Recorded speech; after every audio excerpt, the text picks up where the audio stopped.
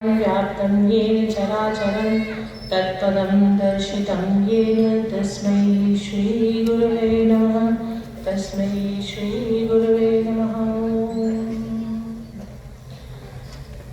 मंच पर शोभायमान माता रानी के चरणों में प्रणाम करते हुए आज जिनका हम प्राकट्य उत्सव मना रहे हैं ऐसे आचार्य जी के श्री चरणों में प्रणाम करती हूँ।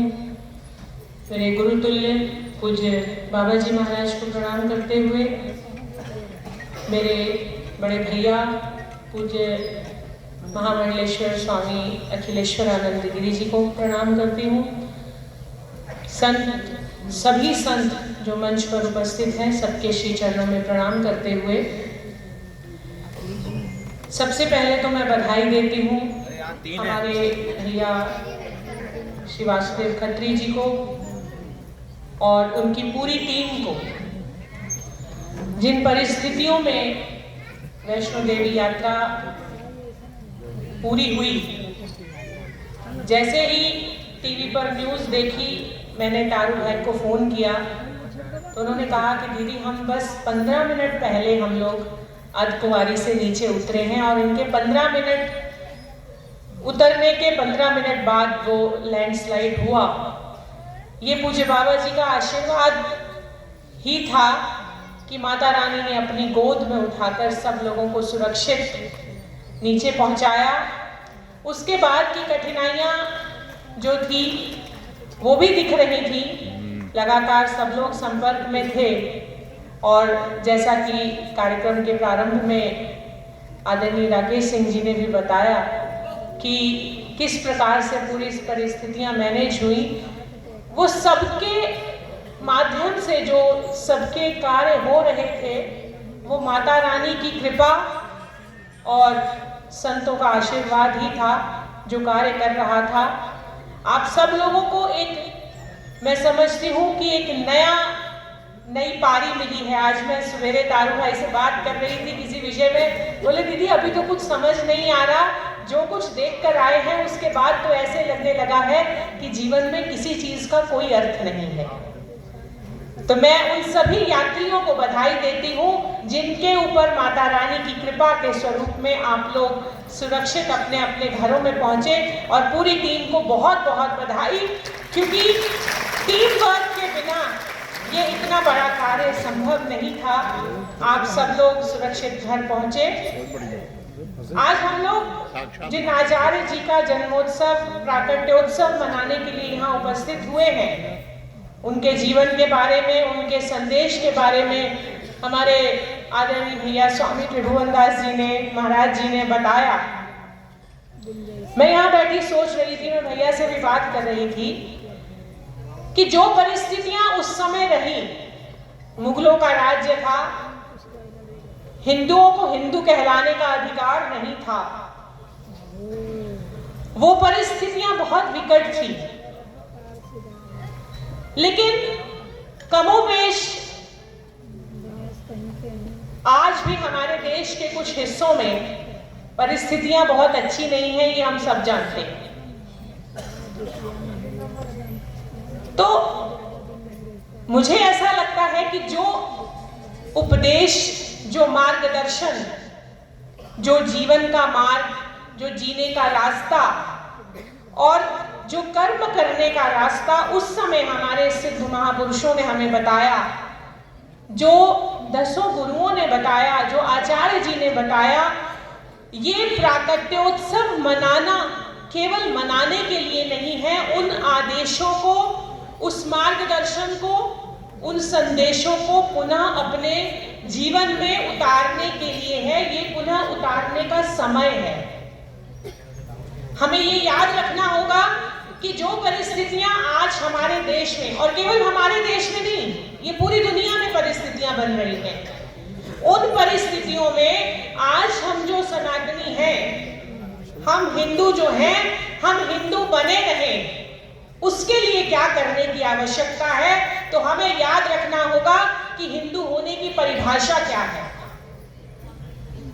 शास्त्र कहता है हिनस्ति तपसा पापान दैहिकान दुष्ट मानसान हेति भी शत्रुवर्गाश्च स हिंदुरविधीयते।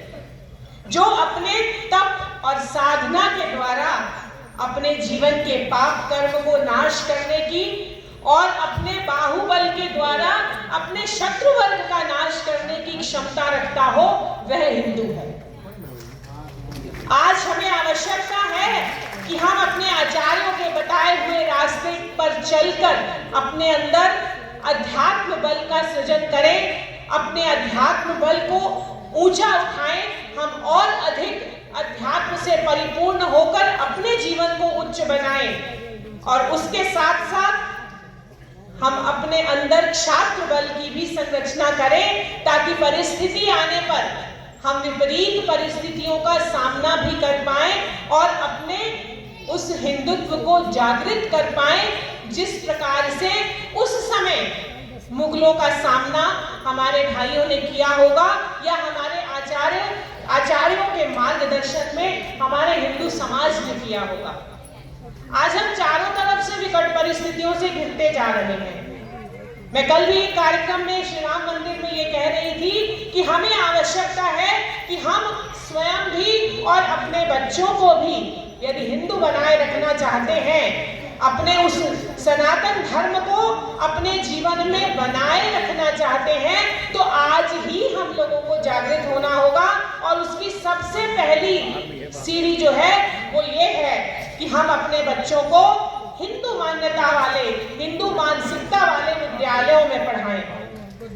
बहुत आवश्यक है।